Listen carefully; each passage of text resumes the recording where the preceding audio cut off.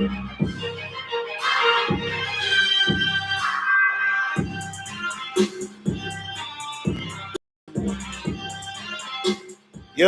what's good? What's happening? What's up? Welcome to Comic Book Corner. Comic Book Corner podcast is hosted by yours truly, OMD Dex 300, aka Doc Savage, the man of bronze. Welcome to Comic Book Corner. Welcome to this show. This show is all about comic books, animated art, Marvel Comics films, DC Comics films, and everything else comic book related. I love heroes, always have. I'm a big kid when it comes to this. So I'm definitely happy to see anybody that joins the podcast today. Thank you guys for being here, or whoever's going to be here on the live, whoever's going to be here for the podcast.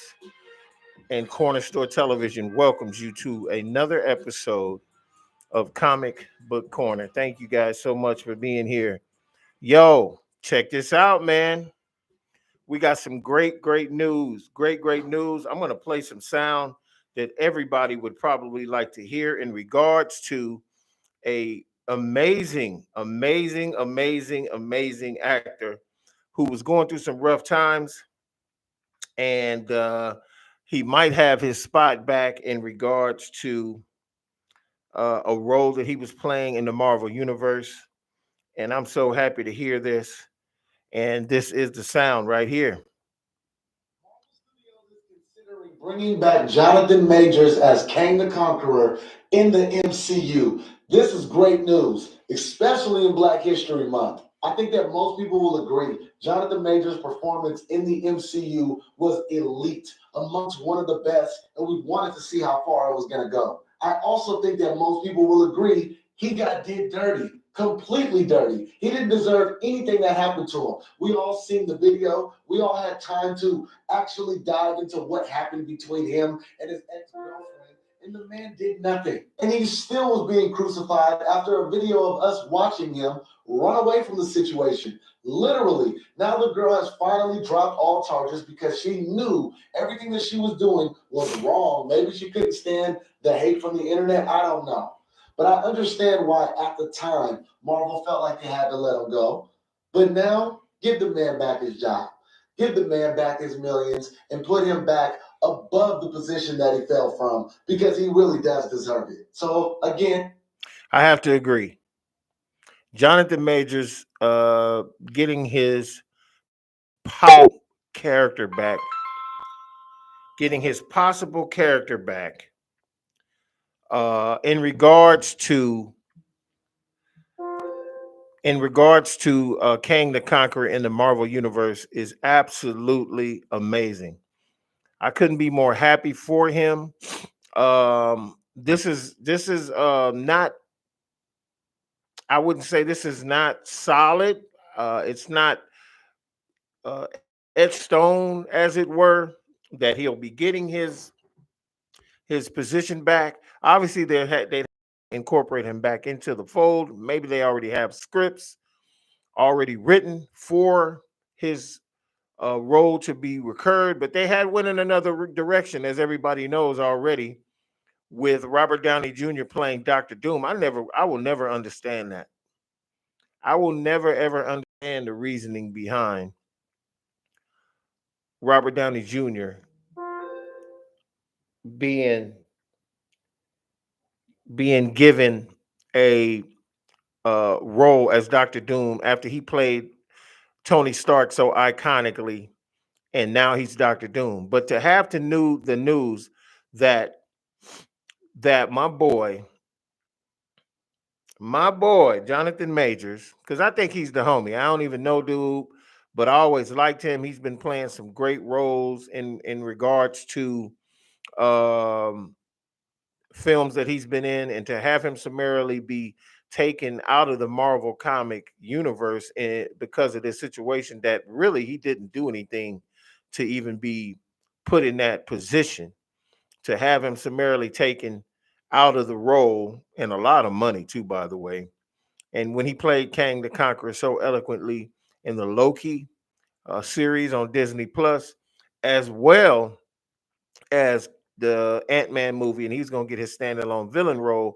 And if you don't know anything about Kang the Conqueror, if you don't know anything about Kang the Conqueror, as far as him being a villain, Kang is a time traveler.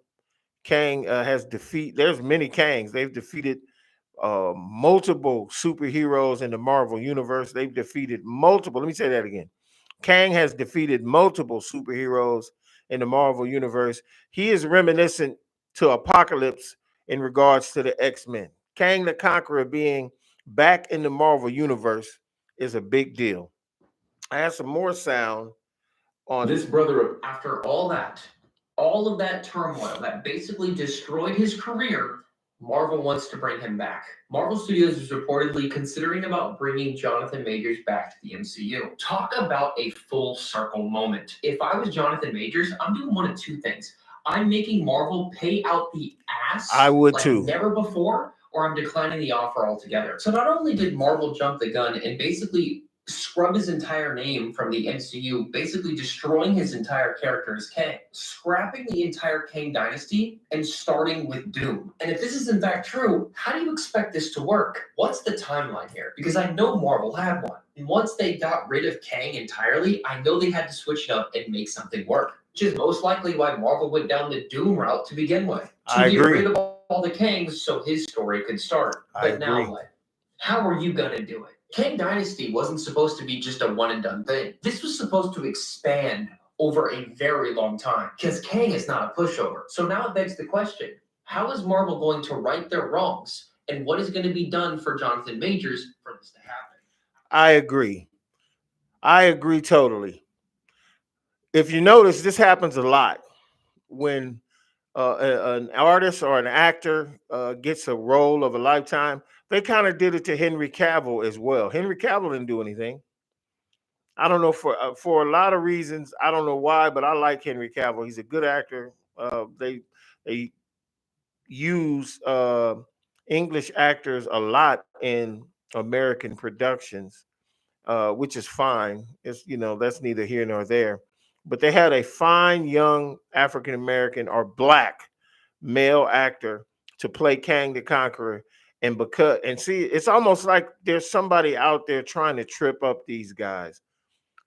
Maybe that girl that he was dating got paid to act a fool and do all that crazy stuff and get him on camera as she's chasing him to summarily destroy his career. But now Marvel, all of a sudden, because of fledgling movie sales, people are not really, really, really, really interested in Marvel, the cinematic universe, as much as they were.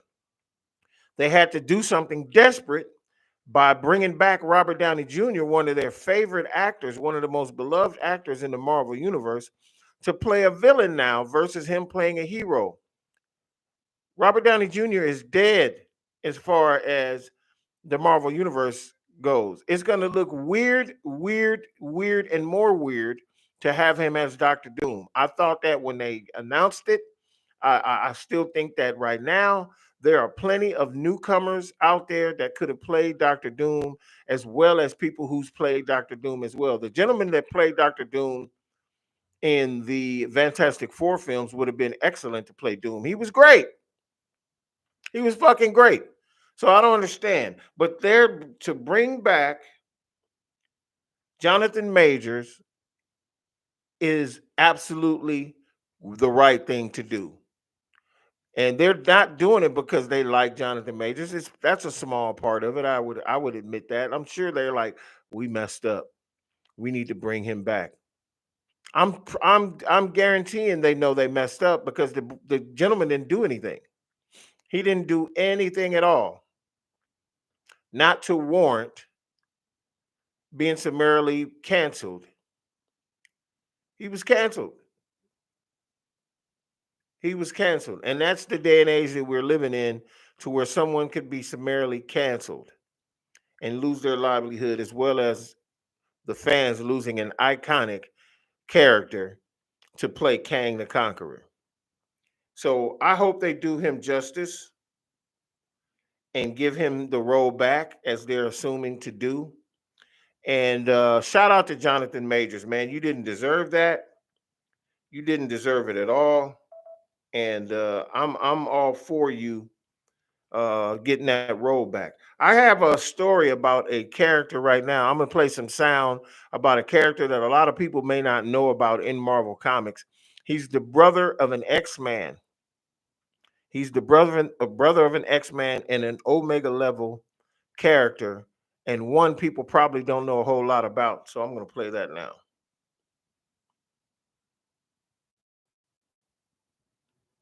Is considered past Omega level, Let's which start. this brother of Cyclops might be more powerful than him. Gabriel Summers is one of the few mutants considered past Omega level, which makes him one of the most powerful beings in the universe, recognized even by a powerful cosmic creature like Adam Warlock. Vulcan's powers allow him to absorb and manipulate incredible amounts of energy to a degree that his two brothers, Cyclops and Havoc, can only dream of. Gabe was born and raised as a slave of the Shi'ar, then betrayed and abandoned by Professor Xavier of the X-Men. Vulcan can psionically manipulate all forms of energy to his whim. He could generate energy blasts from his hands as well as his eyes. He was able to fly and levitate using his powers, including interstellar travel. He could solidify his energy into force fields and other shapes, and manipulate energy on a cosmic level for self-sustenance and healing. He has even demonstrated the ability to suppress, redirect, and enhance his opponent's powers, making him one of the most powerful mutants existing in this universe. Hit the like button down below. That's a hell of a dude. For those who don't know who Vulcan is, he's the brother of Scott Summers, and he was raised on the planet Shi'ar. And if a lot of people may not know what that's all about, but if you watch the old '90s cartoon from, or the new one, actually the new X-Men show talked about it as well. There's a planet called Shi'ar where uh, Xavier, Professor X, ended up staying with the Queen of Shi'ar.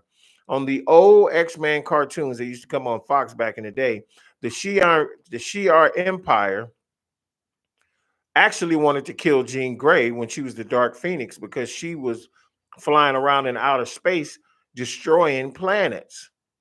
And they had to use this crystal called the Mcron crystal, which is a very powerful. It's almost the Mcron crystal is almost on the same level as the gems or the stones used by Thanos to snap people out of existence. Well, the Mcron crystal was on Shi'ar, and it was an emperor, an evil emperor by the name of Dekem. And Dekem was evil, and he wanted to destroy the Phoenix because he knew the Phoenix could stop the Mcron crystal. Uh, if you know anything about the X-Men and also the Shi'ar Empire, they have a Superman-like character that is the leader of the Shi'ar Imperial Guard, and his name is Gladiator. Big blue mohawk, pointed ears like Dr. Spock, and he's all blue. And dude is tough as hell. One of his powers is he has Superman-like powers with flight, laser vision, um, super strength. I mean, he's like super powerful. Hell, he picked up Juggernaut and threw his ass 10 miles. So nobody really does that to Juggernaut. So you know how powerful this guy is. And one of his powers is also is that if it's confidence. If he feels like he can whoop your ass, you're probably not going to win that fight because that's one of his powers as well. Is his confidence. His confidence, if he has confidence that he could beat you, his powers will multiply, which is a hell of a fucking power. 9 times out of 10, if I was to do like Gladiator, if I sock you and you fly across the room, 9 times out of 10, my confidence level is going to grow. Even if you was to come back and sock me, I'd still think I'm going to whoop that ass. So with that said, Vulcan was a slave to the Shi'ar at one time. And I guess at this time, Vulcan, who is Scott Summers, Cyclops' brother, didn't know his full potential. The Shi'ar were the ones who stole Vulcan many, many years ago when uh, uh, Cyclops' parents were flying a private plane and a UFO appeared and did something to the plane, and summarily stole the kids, kidnapped the kids. I think Scott Summers got away or something to that effect, but his brother didn't. He has three brothers, as a matter of fact, Vulcan being one of them, and the other one being Havoc. And people who don't know who Havoc is, Havoc was the leader of another group called X Factor, which was created by the United States government. And their leader was very similar to Professor X. He didn't have Professor X's powers, but this black guy named Forge who could create anything. That's why they called him Forge. He could forge anything.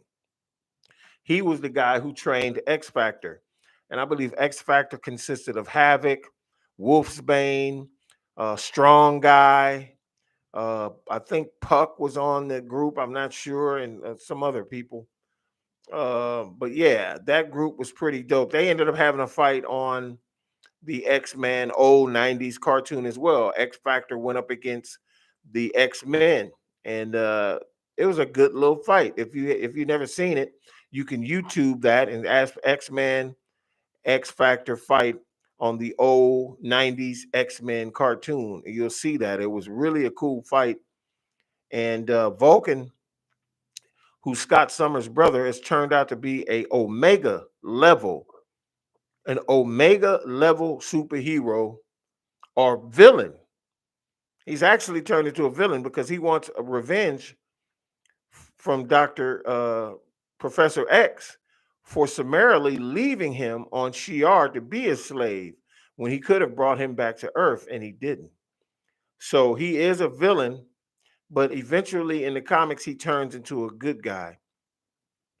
Yeah, Vulcan is a mother ucker. That dude is bad. He killed, I think at one time when he was flying around in the universe, and Silver Surfer had encountered him as well, because Silver Surfer was not a herald of Galactus anymore. He was a protector of a certain sector of the universe, a sector including Earth. And he ended up running into Vulcan, and they had a hell of a fight. I think in that particular comic book, Adam Warlock teamed up with Silver Surfer to try to stop Vulcan, and Vulcan kicked both of their asses. So you can look for that comic as well.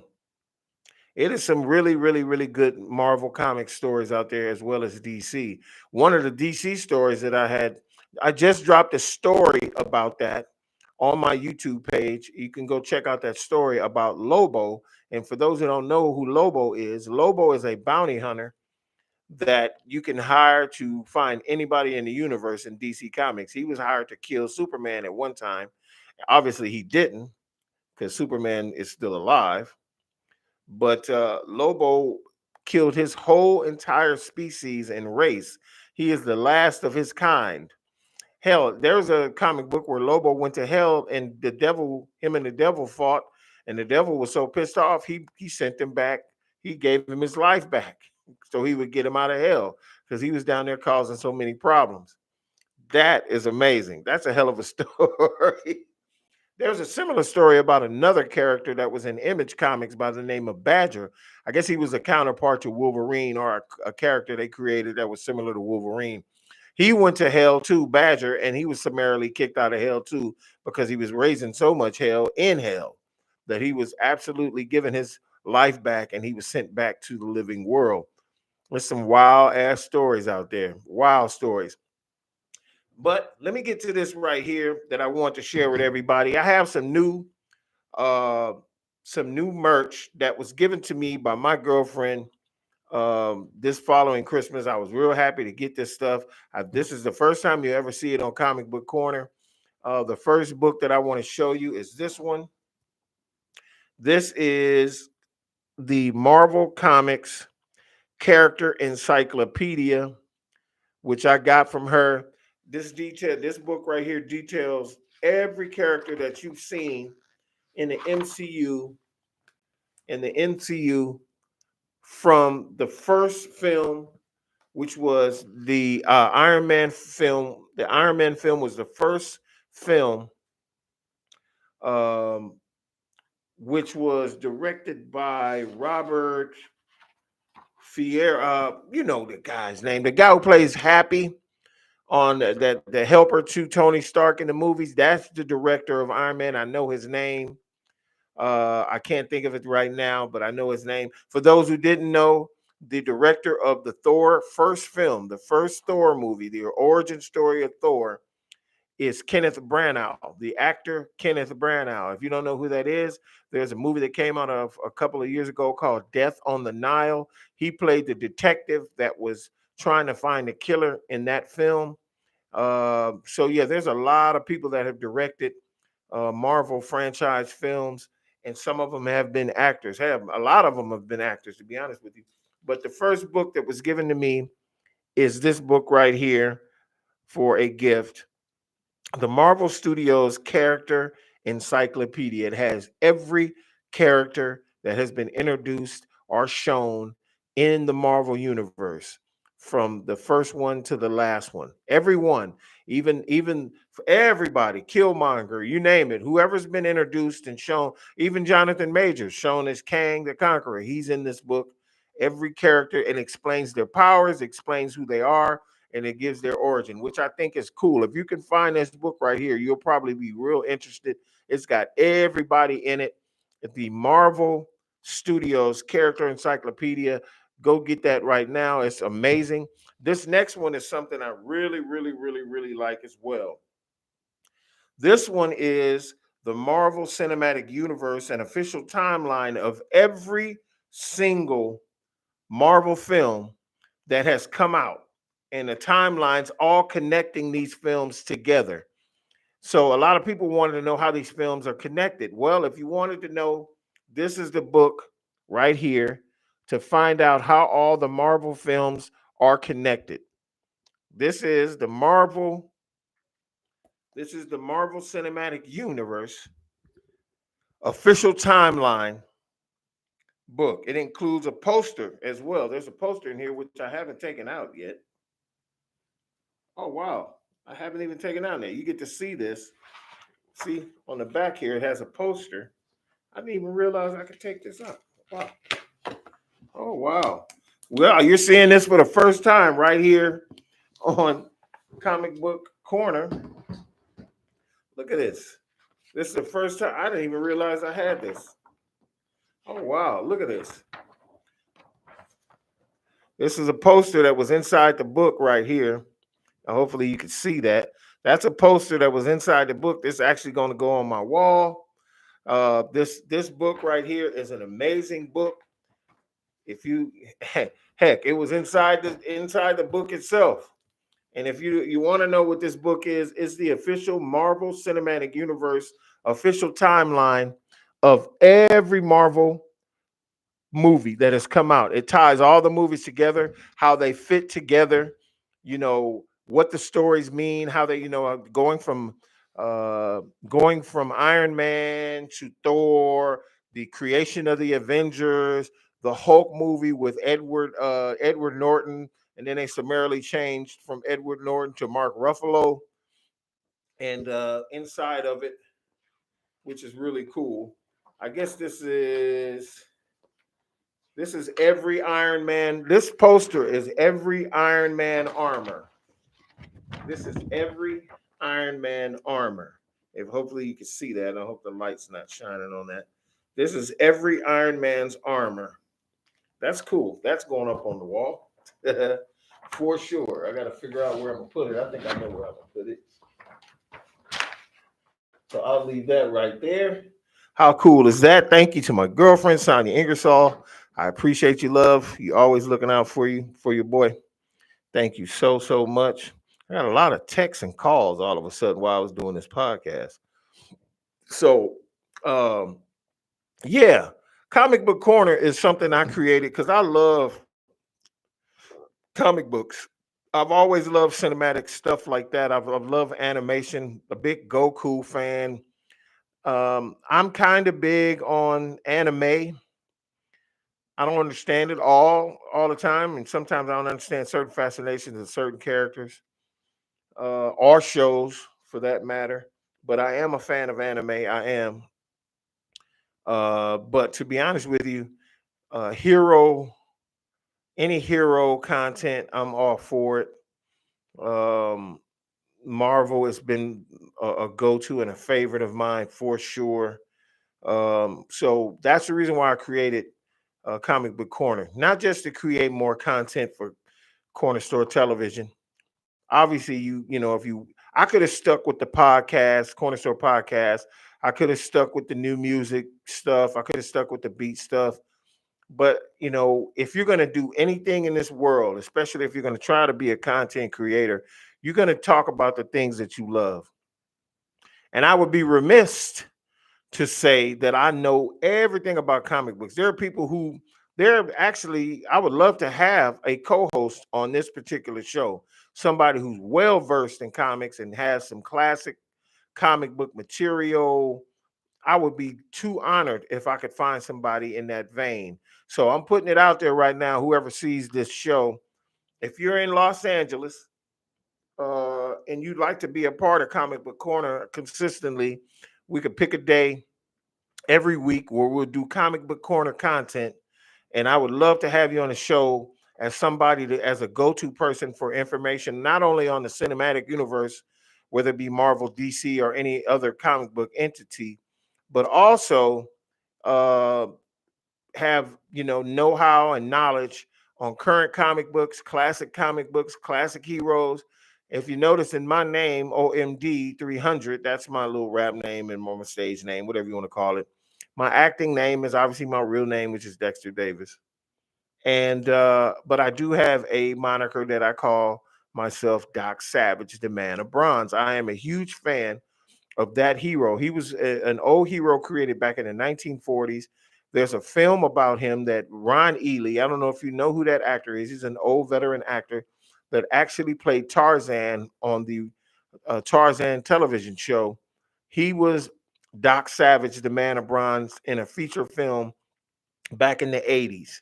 And it was an amazing movie. I fell in love with the character. I didn't know a lot about it when I was younger, but I always liked Doc Savage. That's why I took on that moniker. Obviously, I am a real man of bronze, as I am a man of pigmentation, as they could call it. I have brown skin or bronze skin, so I thought that was a cool moniker. I also used to call myself Genghis Khan, which is one of the greatest killers in the world. This man killed thousands of people as he tried to take over different civilizations. Mm, Not necessarily a big fan of that, other than the fact that the name is cool. But in today's world, anti-heroes are a big damn deal. You know that. It's almost like people love Darth Vader more than they love Luke Skywalker. And Luke Skywalker is the hero of the Star Wars universe, as well as Obi-Wan and all that. But people seem like they cheer more for Darth Vader than they do for Luke. And that's just the way, how it is in this day and age, is that people seem to love anti-heroes, from the Punisher to the film that just came out,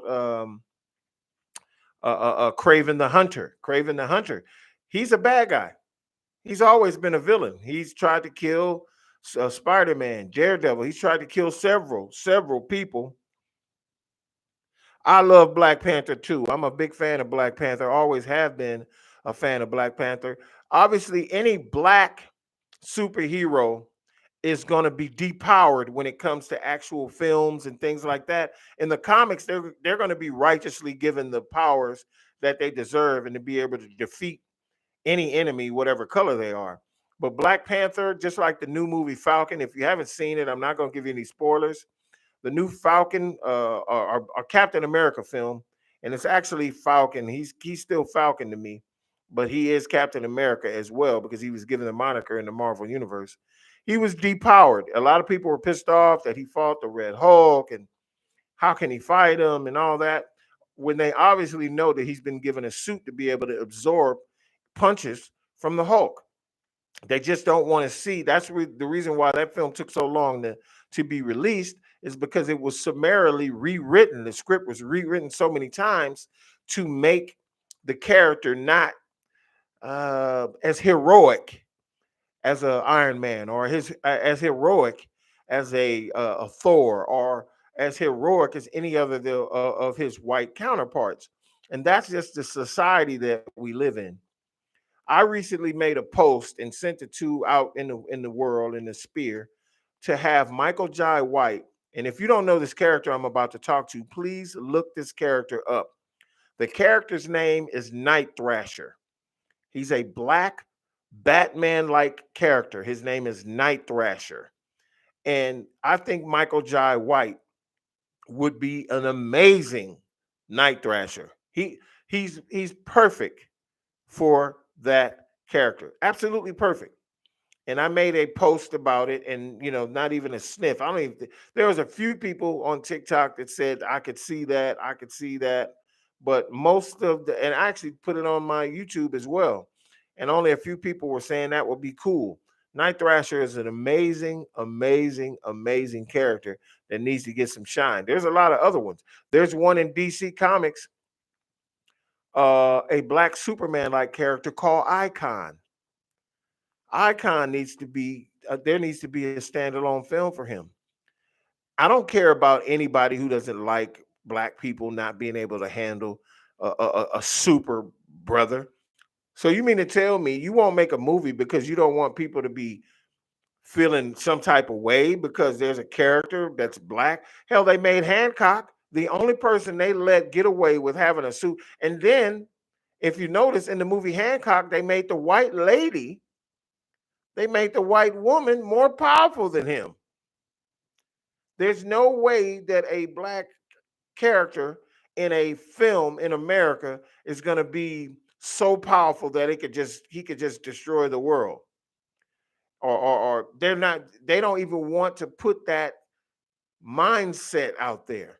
They're that afraid of hurting some racist's feelings to show an all-powerful black character. That's just facts. I know that sounds crazy. There's going to be a lot of people that watch Comic Book Corner episode 8 and hear me say that and go, "You're crazy. Nobody cares about that." No, they do care.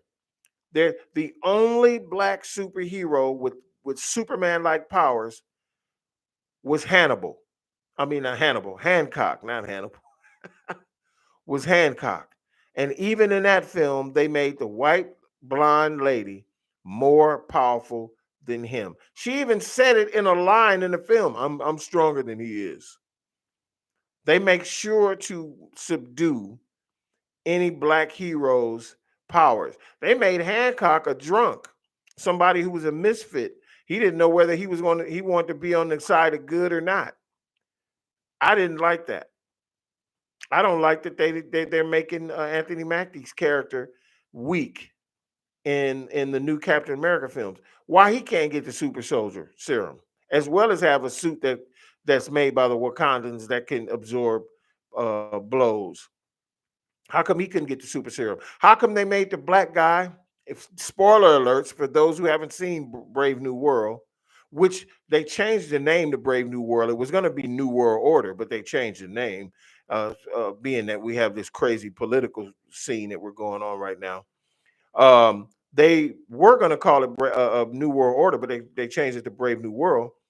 How come Isaiah, the gentleman who were given the soldier serum in the past, right after Steve Rogers fell into the ice and was summarily frozen and woke up many moons later, how come they made him a criminal? They gave him the serum and they turned him into a criminal. It's a new age now. They're scared to give Anthony Mackie's Falcon character the serum, as well as letting him have a suit that could absorb. Hell, he would have been able to really kick butt against the Red Hulk in the film. Like I said, spoiler alert.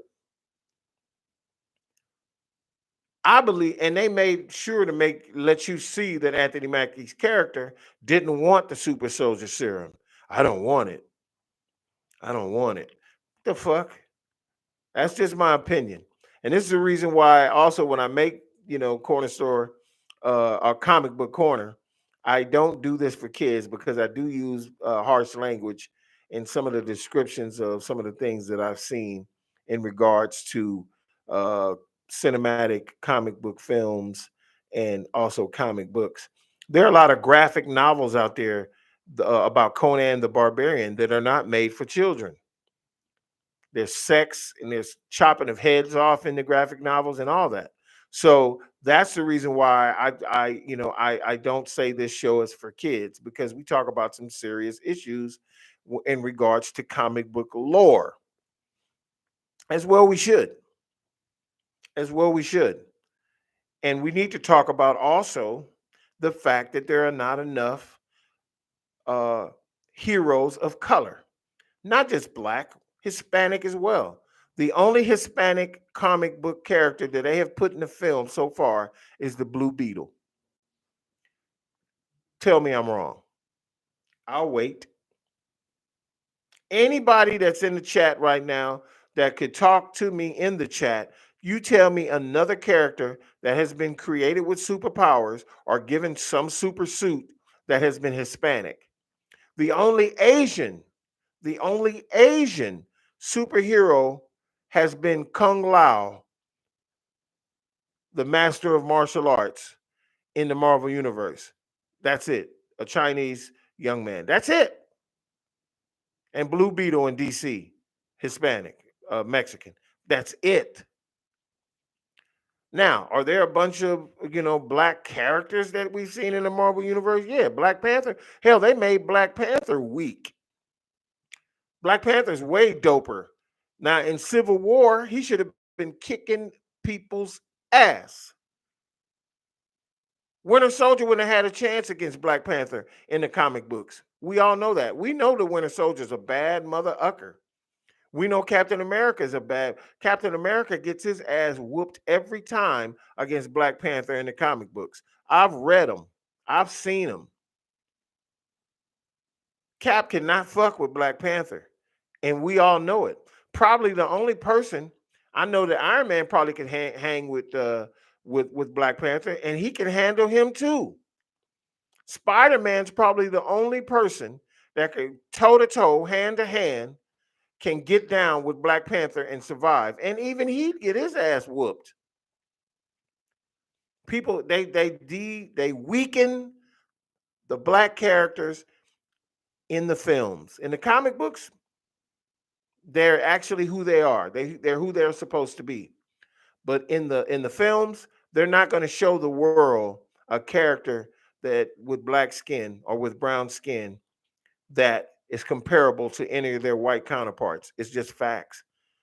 Kang the Conqueror, played by Jonathan Majors, and if you're late to the party to the episode, I played some sound about the fact that he might be coming back as Kang since all of this bullshit with his girlfriend has blown away, or his ex-girlfriend, or that chick who chased him down and he summarily ran from, and they ran him through the mud and damn near tried to put the man in prison behind that, which nothing happened. And that shows you the world that we live in. And that's the reason why these characters that are black don't get no love, because they want to paint a certain type of picture of who we are as a people. That is a real narrative. That's not a comic book narrative. That is a real narrative they're trying to paint. And to be able to alleviate that, or to be able to get away from that, is something that's going to take a lot of work,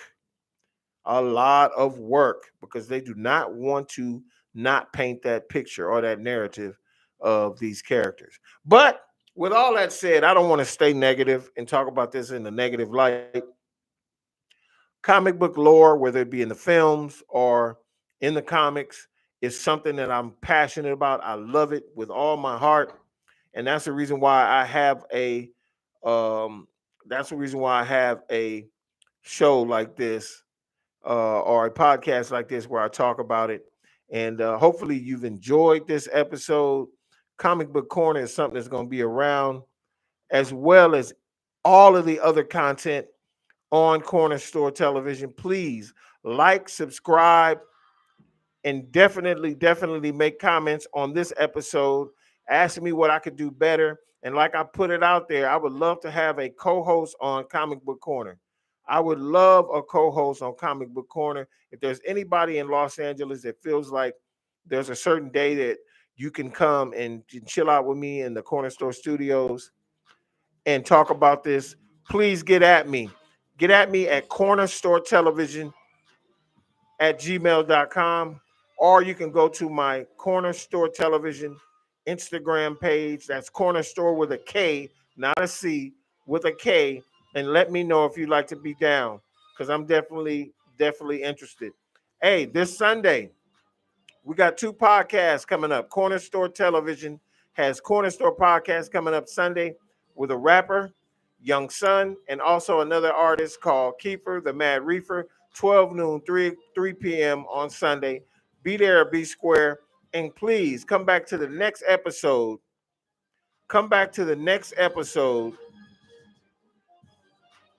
Please come back to the next episode of Comic Book Corner. Peace and salutations out there.